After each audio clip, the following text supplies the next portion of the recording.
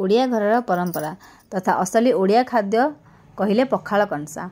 मार्च 20 तारीख को विश्व पखाल दिवस रूपे पालन करा जाए। से दिन में पखाल भात आलू भर्ता तार संगे पखाल संगे दही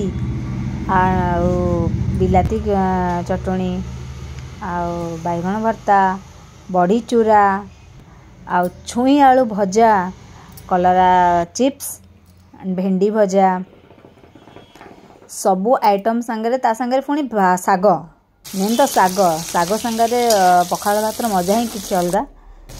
यही दिवस को बहुत भरपूर सबू जगार मना जाए पखाल दिवस को।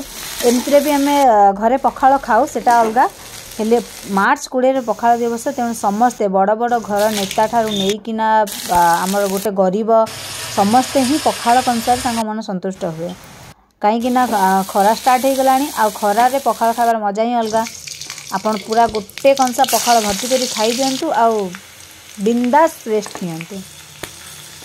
आज मुझे पखाल दिवस को पालन करने सत्वे घरे छुई आलू भजा भाजी करी साग बनै करी आमर बैगण भर्ता बिलाती चटणी बड़ी चटणी माने बड़ी चूरा जहाँ को बड़ी चूरा कह जाए सबू आइटम बने कि पेट भर्ती करी आज मु खाई आ पखाल दिवस को पूरा एंजॉय करुची मु खाई एवं मो फैमिली पूरा या को एंजॉय करी खाई आ केमती लगुच डिश आपण मैंने देखी कहे बट खाई तो नहीं पारन हेले देखी कर कहे।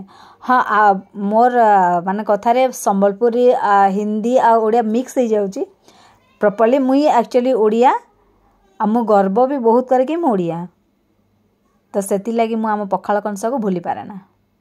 धन्यवाद।